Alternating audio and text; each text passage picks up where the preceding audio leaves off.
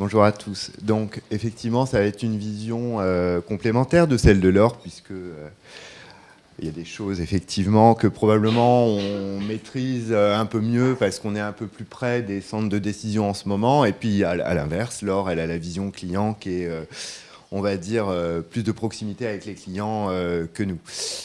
Pourquoi plus de proximité d'ailleurs? Parce qu'une grosse agence, même si elle a beaucoup de clients, elle a moins de clients que TF1. Donc c'est sûr que d'avoir de la proximité avec 1500 clients, c'est un peu compliqué. Donc, voilà. Certaines questions ont été un peu soulevées dès le début. C'est vrai que adresser... Alors nous, en France, on ne dit pas adresser, on dit segmenter. Et on ne dit pas adresser parce que finalement, c'est pas vraiment adresser. C'est plutôt quelque chose... Alors oui, on pourrait aller au bout du fil et de choisir d'adresser le spot qu'à une seule personne. Mais disons que la télévision, ça a été rappelé, c'est quand même un média de masse et ce serait quand même un petit peu prendre une enclume pour écraser une mouche. Donc, du coup, on préfère dire segmenter parce que finalement, on va faire des clusters de cibles. C'est ce que a très bien expliqué Laure. Et ça va effectivement donner beaucoup de nouvelles possibilités pour les annonceurs et beaucoup aussi de nouveaux champs de business pour nous, la télévision. Sur le adressé programmatique, adressé peut être programmatique, adressé pourra ne pas l'être. Et à l'inverse, j'ajouterais que la télé linéaire pourra être programmatique. On est en train, à TF1, de réfléchir à un test qu'on pourrait faire dans les prochains mois, de mettre de l'inventaire de télévision linéaire sur un DSP. Donc voilà, les choses ne sont pas forcément aussi noires et blanches que ça. Alors, juste moi aussi, je fais un petit retour en arrière, mais qui est plus un retour en arrière sur l'industrie. C'est vrai que parmi vous, il y a des gens très jeunes, mais même les autres, ils ne se souviennent pas finalement qu'il s'est passé en France une conjonction de facteurs qui se sont produits nulle part ailleurs finalement. Puisque 2008, ça a été vraiment un grand chambardement, puisque la TNT avait été lancée 2 ou 3 ans précédemment, 3 ans je crois, mais elle est arrivée à un stade d'initialisation qui la rendait vraiment alternative, on va dire, aux alentours de 2008-2009. Donc ça veut dire qu'on est passé d'un marché extrêmement fermé où faut quand même se souvenir qu'avant le lancement de la TNT, on avait 70% des Français qui recevaient que 6 chaînes. C'était assez formidable. On aimait bien, mais ouais, c'est terminé. Et qu'aujourd'hui, ils en reçoivent tous 25 au moins, 26 d'ailleurs, 27 même, et au moins la moitié d'entre eux en reçoivent plus de 100. Donc c'est sûr que ça, c'est quand même une explosion de l'offre qui est arrivée bien avant dans les autres pays. La France est restée très longtemps un marché assez fermé sur la télévision. Et tout d'un coup, ça s'arrête. Donc c'est un facteur d'augmentation de l'offre pour les clients. Ensuite, il y a les volumes. C'est-à-dire que jusqu'en 2009, on était plafonné à 9 minutes maximum par heure. Aujourd'hui, on est à 9 minutes maximum en moyenne sur les 24 heures, mais on peut aller jusqu'à 12 minutes maximum dans une heure. Vous aurez observé qu'on ne se prive pas de le faire, notamment en prime time, les uns et les autres. Donc, mine de rien, 12 par rapport à 9, ça fait quand même plus 30%. Et puis en même temps, il y a tout ce qu'on a tous connu, des alternatives à la télévision, notamment avec le boom du digital. Je vous laisse regarder les chiffres. Et tout ça pour dire qu'en fait, on a eu un genre de simultanément 3 facteurs d'augmentation de l'offre de GRP, on va dire, à destination des clients. Et puis c'est pas de chance parce qu'en même temps, il y a eu la crise. Donc, en économie de marché, un truc comme ça donne une catastrophe, puisqu'on a l'offre qui augmente brutalement, la demande qui s'effondre, du coup, c'est la cata.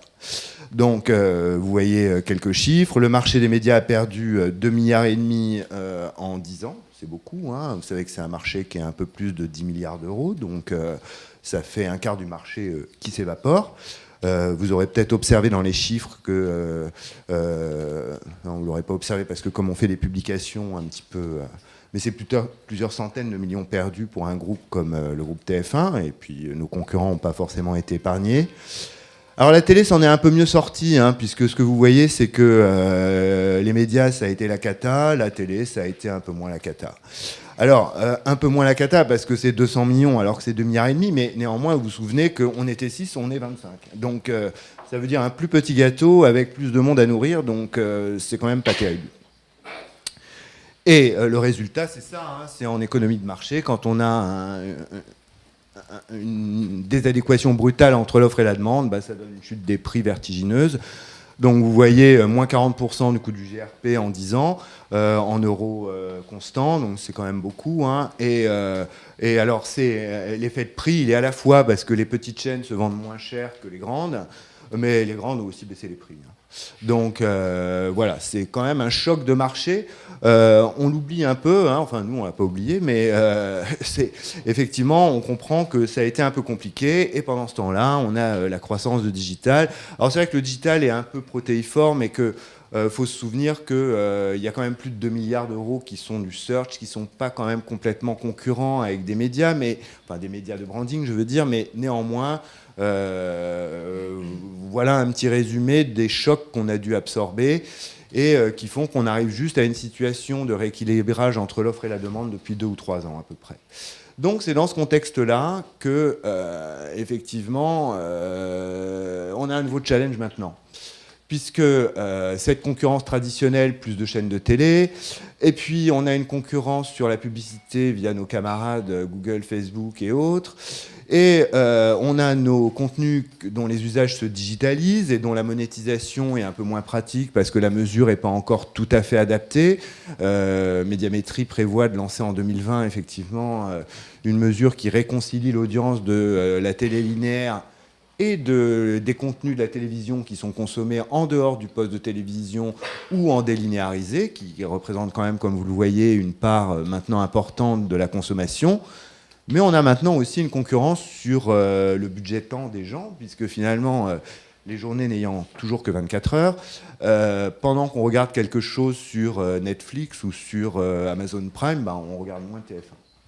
Donc on a une concurrence à la fois d'audience et une concurrence de publicité. Mais bon, on en a vu d'autres, on va dire.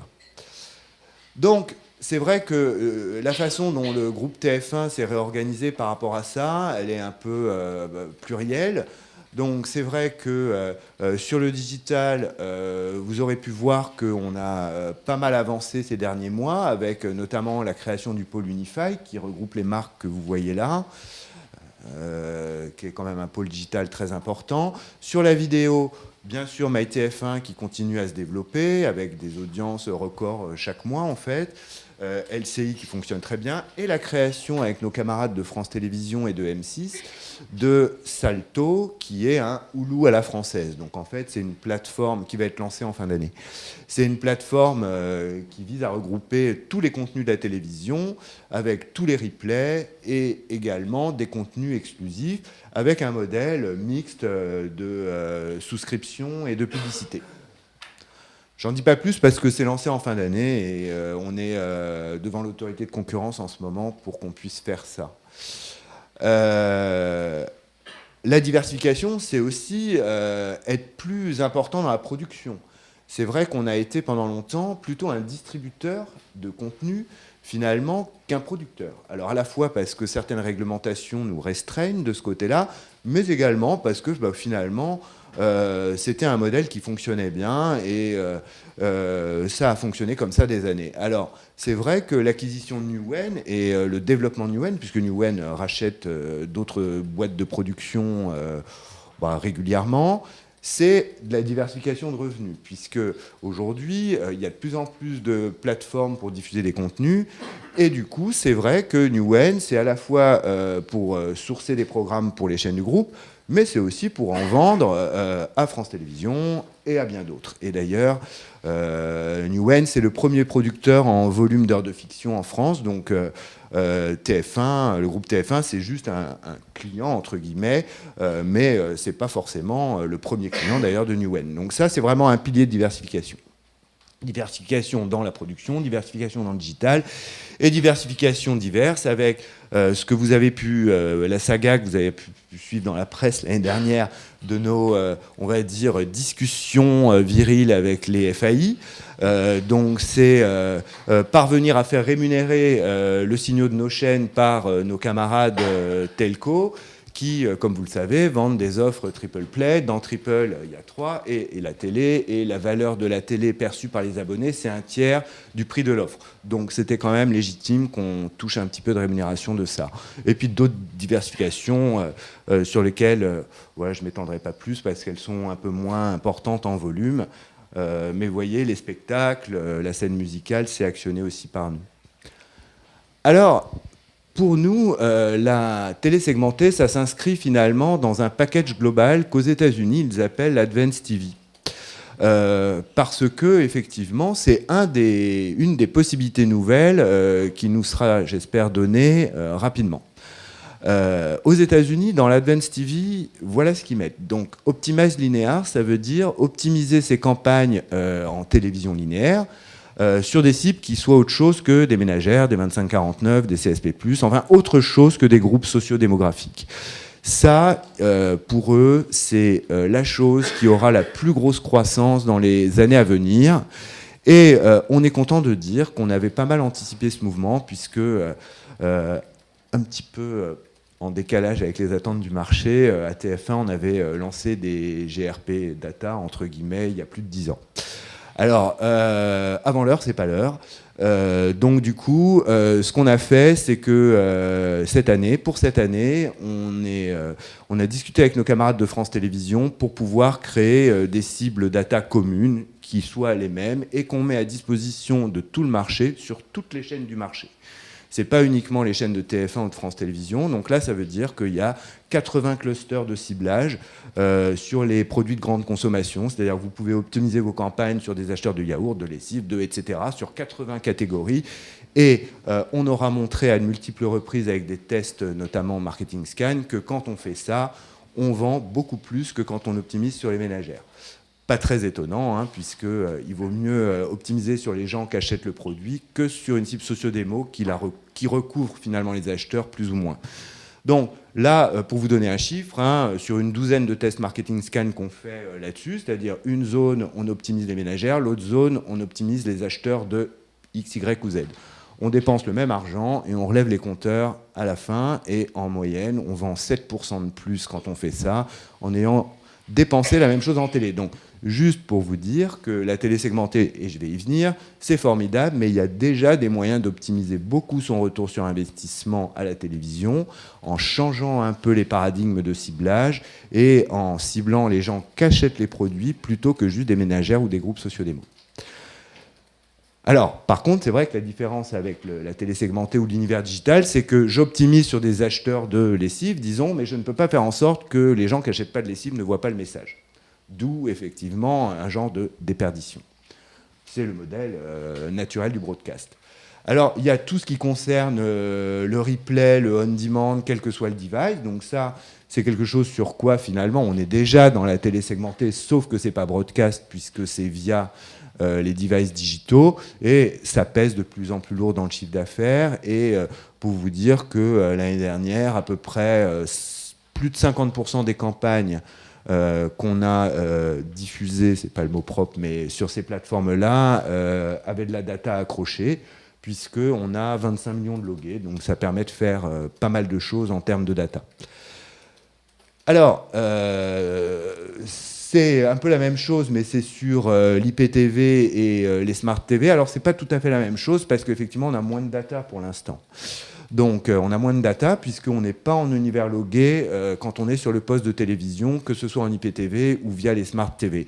On y travaille, on réfléchit, et en attendant de voir est-ce qu'on va demander un log ou quoi à un moment, ce qu'on a fait là, c'est qu'on est en train de probabiliser, un communiqué de presse qui sortira aujourd'hui, à mon avis, ou demain, on probabilise un groupe socio-démo avec médiamétrie via les audiences OTT. Donc on va commencer aussi à pouvoir accrocher de la data là-bas.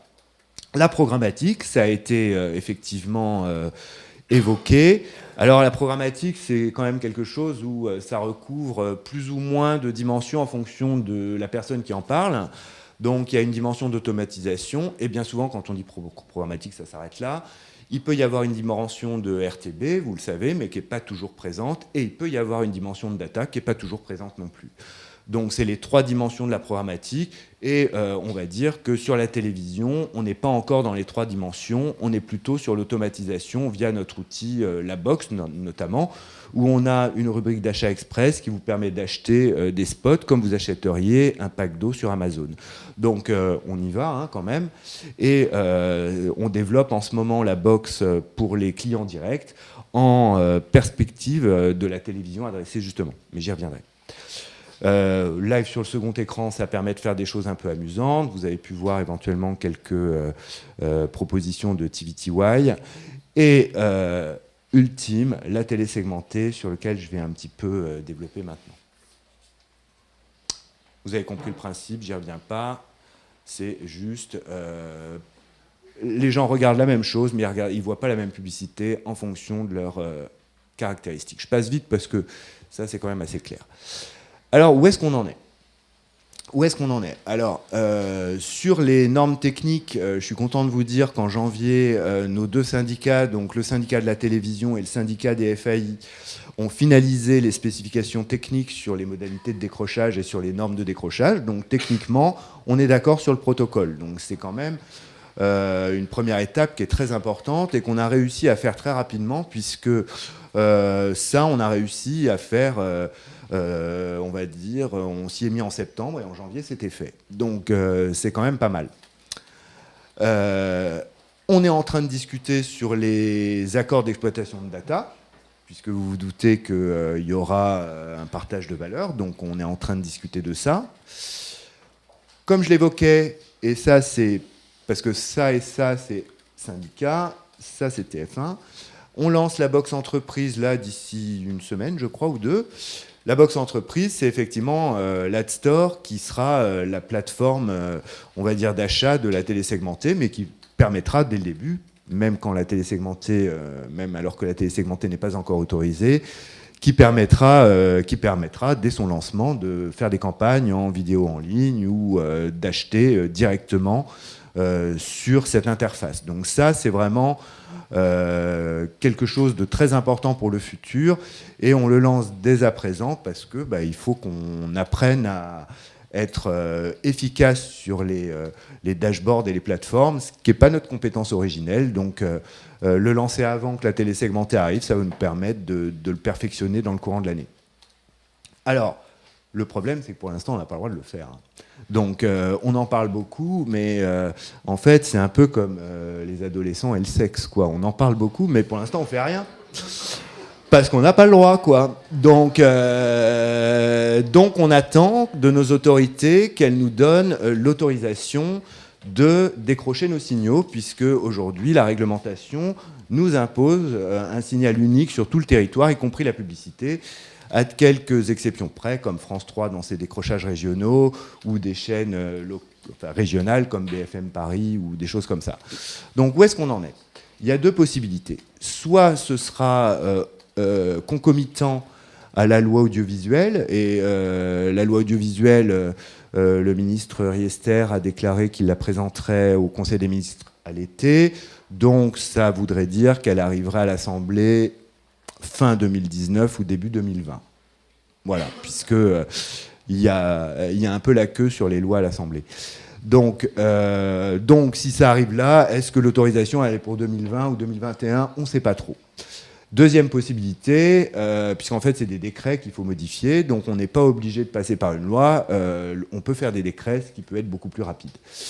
Honnêtement, aujourd'hui, on ne sait pas trop comment ils vont faire, et ça veut dire qu'on est toujours un peu dans l'incertitude pour savoir est-ce que ce sera 2020, est-ce que ce sera 2021, même si globalement, sur le principe, on est assez confiant, puisque vous aurez vu qu'il y a eu 3 prises de position quand même assez importantes en faveur de la télé segmentée, celle du CSA, celle de l'autorité de concurrence, et précédemment le rapport Berger. Donc Franchement, on pense que ça va y aller. Alors après, ce sera peut-être oui, mais, puisque le diable est dans les détails. Ensuite, qu'est-ce qu'on aura le droit de dire? Est-ce qu'on aura le droit de faire un repiquage d'adresse ou pas, etc., etc.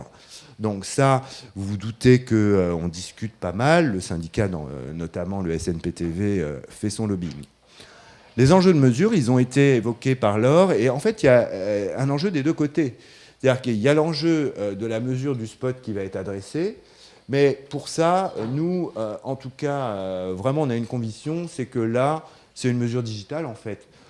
Donc, c'est ad servé sur une cible data avec un rapport d'ad serving comme ceux que vous êtes habitués à avoir quand vous faites des campagnes VOL ou digital tout court.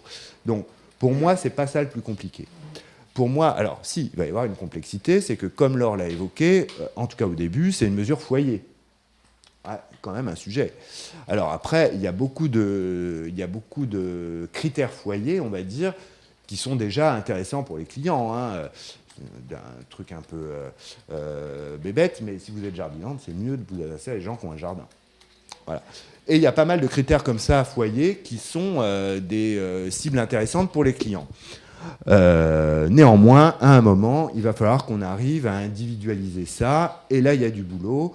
Et là, c'est plutôt une vision de panel hybride où on pourrait arriver à moyen terme. Je parle au conditionnel puisque les premières discussions sont à peine lancées entre le SNPTV enfin entre Médiamétrie et la FMM sur le fait qu'effectivement, un très gros panel de box, derrière reprobabilisé par un institut comme Médiamétrie, ça peut permettre d'arriver à probabiliser un individu derrière un foyer.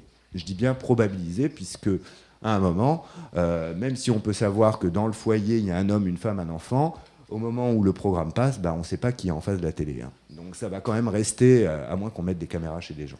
Donc ça va quand même rester une probabilisation. Néanmoins, on va avancer là-dessus. Mais l'autre aspect des choses, c'est si je prends, je dis n'importe quoi, une région à un client national pour aller la vendre en segmenté. C'est quoi le GRP de ce client le lendemain? Pas très pratique. Donc là, effectivement, on avance avec Médiamétrie pour voir, effectivement, comment on va restituer l'audience de ce spot diminué, entre guillemets, à qui on aura enlevé une ville, un arrondissement, des foyers avec jardin, ou que sais-je encore. Donc il y a un double enjeu, en fait. Il y a l'enjeu de la mesure de l'adressé, mais il y a aussi l'enjeu de la mesure du broadcast diminué des spots adressés. On est aussi d'accord avec les FAI sur la MVP, donc un Minimum Viable Product. Donc on s'est mis d'accord avec eux pendant les 6 premiers mois.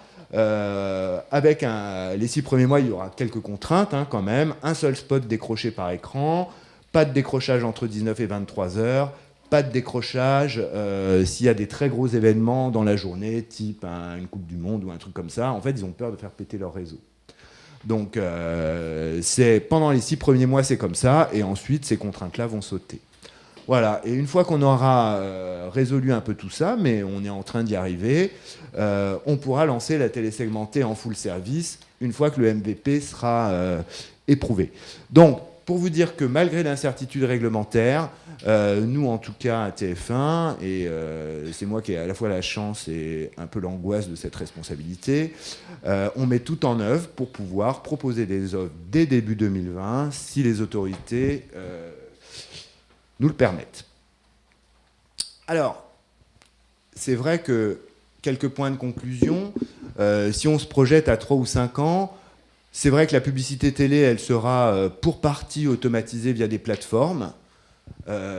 C'est la box, mais ça pourrait être éventuellement une plateforme mutualisée entre plusieurs régies, voire toutes les régies. On ne s'interdit aucune réflexion, puisque c'est vrai que sur la télé segmentée, Laure l'a évoqué, ça pourrait être parfois des petits volumes, des petits budgets.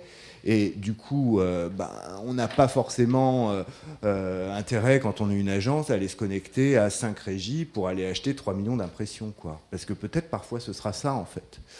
Donc là, il faut vraiment qu'on continue, nous, à améliorer nos plateformes internes et à voir, est-ce qu'il ne faut pas créer une méta-plateforme pour la télévision?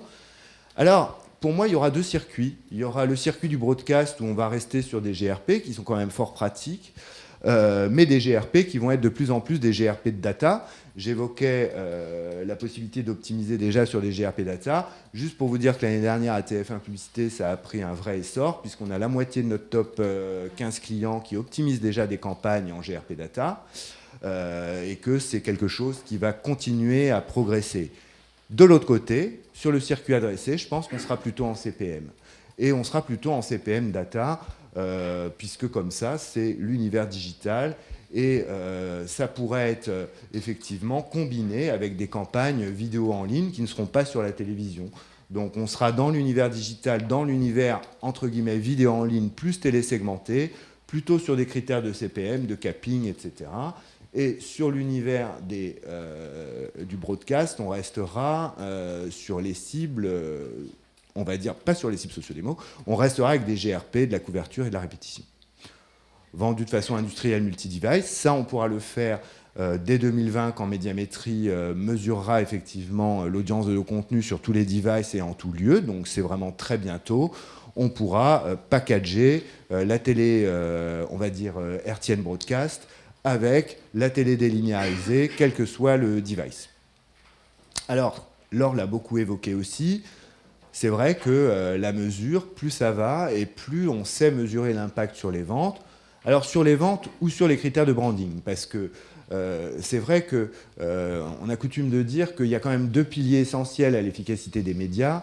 C'est bien sûr le ciblage / la data, et l'autre pilier, c'est quand même la construction de la brand equity. Et ces deux choses-là, elles ne marchent pas exactement de la même façon.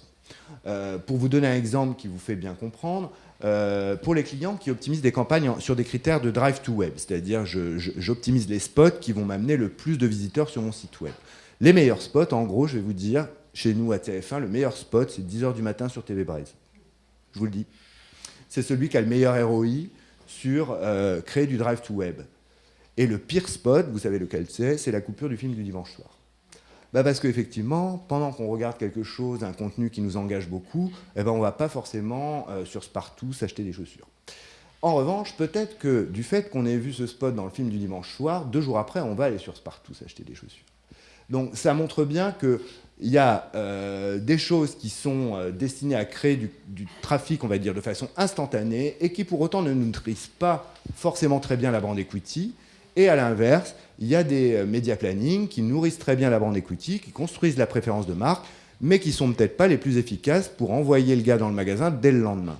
Donc, c'est vraiment, nous tous, on doit apprendre à mieux combiner finalement ces leviers entre, selon le stade de vie du produit où on est, peut-être qu'on va vouloir travailler un peu plus la brand equity, peut-être qu'on va vouloir faire décoller les trucs des rayons un peu plus vite, et c'est pas le même media planning qu'il faut faire. Donc ça, c'est vraiment quelque chose qu'il ne faut pas oublier. On parle beaucoup, et nous en premier, de data, de ciblage, etc. C'est formidable, et vraiment, c'est des leviers d'optimisation. Néanmoins, n'oublions pas qu'il y a d'autres leviers d'optimisation, que notamment, on sait, puisqu'on le mesure depuis 4 ans, que quand vous insérez votre publicité dans un contexte qui est noté comme engageant par les téléspectateurs, vous avez 27% de mémorisation en plus. Je le livre à votre sagacité, puisque pour avoir négocié quelques années avec les agences et les clients, on peut être dans des bras de fer de 2 ou 3 mois pour 2% de coût du GRP net, voire même moins. Et là, on a un levier qui fait 27% de mémorisation en plus que quasiment personne n'utilise, sauf l'industrie du luxe, qui a très bien compris, l'automobile, et Google, et Amazon, et ce genre de clients, et Apple, qui ont très bien compris qu'effectivement, il valait mieux être dans le film du dimanche soir que dans le 10h de TV Brest si on voulait cultiver sa brand equity. Donc, c'est quand même amusant de voir que les gens qui maîtrisent le mieux la performance, Google, Amazon, etc., c'est ceux qui investissent les plus gros spots de prime time en télévision. Ça aussi, je le livre à votre sagacité. Voilà, impact sur les ventes. Et du coup, la vision aux États-Unis, que je partage assez, c'est que tout ne va pas devenir de l'audience planning avec de la data. On va continuer à avoir du content planning, c'est ce que j'évoquais. On va vouloir choisir les contextes d'insertion de la publicité parce qu'on aura un credo sur le fait que ça a une importance dans l'efficacité, et de l'autre côté, on voudra faire de la data. Alors, voilà. voilà un peu ce que je voulais livrer avec vous. Je regarde mes petites notes parce que j'avais relevé des choses qui ont été dites et je voulais éventuellement faire une... Laure disait qu'effectivement, la couverture coûtait plus cher. En fait, elle ne coûte pas plus cher parce que vous avez vu qu'il y a eu tellement de déflation que ça ne coûte pas plus cher. Donc ça, c'est quand même important de se dire que oui, il faut plus de GRP, mais qu'il ne coûte pas plus cher en fait, parce que les prix... Ah, par rapport à il y a 10 ans, je t'assure que non. Quand tu fais moins 40 sur les prix, tu vois, il ne faut pas 40% de GRP en plus pour atteindre les mêmes résultats de couverture. Néanmoins, il y a un sujet sur la couverture et on l'étudie et on le partage avec les agences, puisqu'il y a un sujet sur la couverture. Laure a montré des chiffres et la tendance que Laure a montrée, elle se poursuit. Donc effectivement, il y a un sujet, mais c'est vrai que les gens qui délinéarisent le plus, que ce soit sur nos contenus ou sur d'autres plateformes, c'est souvent ces points de couverture-là qui nous manquent et qu'il faut qu'on aille chercher. Alors, on a aussi un gros enjeu de KPI, puisque là, et c'est une discussion que j'ai eue souvent avec Laure et avec d'autres, bien souvent, les annonceurs enferment un peu les agences dans le coût pour 1000 net cible socio-démo. Et les gros clients, ils ont des reportings sur 80 pays, et il y a une case, c'est ça. Et donc, c'est combien le kilo d'audience sur la ménagère, en gros, si je vous le fais en résumé. Et bien souvent, les agences ont une partie de leurs revenus qui vient de leur propension, de leur capacité à faire baisser ce prix. Et donc, si on dit aux agences, et on s'est heurté à ça pendant quelques années, nous, mais tu sais, au lieu d'optimiser sur les ménagères, tu ferais mieux d'optimiser sur les acheteuses de lessive, par exemple. Ah, ça ne rentre pas dans la case d'e-reporting. Premier problème. Deuxième problème pour l'agence, c'est que c'est une injonction paradoxale. C'est-à-dire que si l'agence, elle optimise sur les shoppers lessives, par exemple, peut-être qu'elle va faire monter le prix du GRP de la ménagère. Et du coup, peut-être qu'elle n'aura pas son incentive. Pas pratique. Donc, ça veut dire qu'il faut remonter dans les contrats pour faire changer les contrats. Et que pour ça, il faut mettre dans les contrats, et ça rejoint ce qui a été évoqué un petit peu précédemment, plus de performance que juste le prix du kilo d'audience qui n'est pas, on va dire, le KPI le plus significatif du retour sur investissement. Donc là, on a tous collectivement quelque chose à faire, les agences, nous les régies, les annonceurs, les audits médias, c'est-à-dire considérer qu'effectivement, les cibles socio-démo ne sont pas une panacée et que si on paye plus cher la ménagère parce qu'on optimise sur les shoppers lessives et qu'on vend plus de lessive, ben en fait, c'est pas grave d'avoir payé plus cher le kilo de ménagère puisqu'on a vendu plus de lessive. Et ça paraît tellement évident, mais en fait, c'est compliqué parce qu'il faut changer les KPIs, changer les reportings, changer les contrats. Donc là, on a vraiment quelque chose qui est un enjeu. Enfin, pour nous, c'est vrai que la télé segmentée, c'est une opportunité de développer notre clientèle. Je disais tout à l'heure qu'on avait à peu près 1500 clients à TF1. Vous avez une idée de combien il y a de clients chez Facebook en France ? Je crois que c'est 3 millions. Voilà. Donc, alors, oui, on peut faire des pushs sur Facebook pour 5 ou 15 euros, et c'est sûr que malgré la télé segmentée, je ne vous annonce pas de scoop, on ne fera pas d'offre à 5 ou 15 euros. Néanmoins, entre les clients qui payent 5 ou 15 euros et ceux qui payent des millions d'euros, puisque c'est plutôt des clients qui payent des millions d'euros qu'on a en ce moment, eh bien, il y a toute une, on va dire, longue tail de clients à laquelle on n'accède pas actuellement. Et c'est vrai que la télé segmentée, ça va nous permettre d'y accéder parce qu'en fait, le triptyque, pour que ça soit vraiment un vrai nouveau business, il est là. C'est-à-dire la granularité de l'offre. Dès que les autorités nous le permettront, le fait qu'on puisse faire la télé segmentée, ça donne de la granularité d'offre qui permet d'actionner la télévision sur un ticket d'entrée raisonnable si on veut ne cibler qu'un département ou une petite population. Donc ça, on attend la loi. Deuxième, c'est effectivement les technologies de programmatique qui se sont développées, puisque, encore une fois, quand on va aller acheter, je dis n'importe quoi, 75 000 impressions sur la cible potentielle qui peut acheter une Ferrari, ils font ça hein, sur Sky. Ça fait pas beaucoup d'impressions, donc il faut vraiment de la programmatique, parce que sinon, on y perd du temps. Et enfin, les dashboards et les plateformes, d'où le développement de la box. Donc c'est vraiment pour nous un relais de croissance très important, puisque c'est vrai que ça va être des plus petits tickets d'entrée, mais avec plus de valeur, on va dire, au contact. Et enfin, nous, on a quand même une petite... on est un peu taquin, donc comme on sait qu'il y a un peu un marché de dupes sur le ciblage, je ne vais pas citer le client, mais un client qui fait de l'hygiène féminine, bien connu. On négociait avec lui il y a quelques années et il dit ma cible c'est les femmes 15-24. Je commence par dire j'avais pas compris que la ménopause c'était à 25 ans. Ah mais tu comprends, une fois qu'elles ont pris un truc, elles changent jamais. Okay. Pourquoi tu viens à 20h40 sur TF1 ? Si vraiment ta cible c'est ça, tu dois pas être là. Tu dois être sur Fun Radio, tu dois être je sais pas où, mais tu dois pas être à 20h40 sur TF1, à l'époque, avant Navarro ou je sais pas quoi, si vraiment ta cible c'est les femmes 15-24. Donc on va s'amuser un peu. C'est-à-dire qu'aujourd'hui, un client comme ça, la négociation avec lui, c'est la négociation sur l'audience des femmes 15-24. Demain, on va pouvoir lui dire ok, tu sais, si tu veux vraiment faire les femmes 15-24, on sait te le proposer. Donc voilà, tu peux le faire. Mais je pense qu'il vendra beaucoup moins de produits. Donc là, on a un petit champ un peu amusant sur l'espèce de négociation un petit peu dupe qu'on a en ce moment, puisque la télévision, vous achetez une cible, vous les avez toutes. Alors, il y a des produits pour lesquels ça n'a aucun intérêt. C'est sûr que quand on vend une Ferrari, on n'a pas besoin ni de toucher tout le monde. En revanche, je dois dire que tout le monde achète des yaourts, tout le monde achète de la lessive, la moitié de l'humanité achète de l'hygiène féminine, etc., etc., etc. Et donc pour ça, le micro-ciblage, c'est une absurdité, ça n'est pas rentable, ni pour les clients, ni pour les agences, et que les vertus des mass médias, c'est quand même ça, c'est que ça vous donne la possibilité de toucher d'un coup d'un seul vos prospects, vos clients et votre cible de conquête si vous faites de la brand equity pour vos futurs clients. Voilà un petit peu ce que je voulais partager avec vous.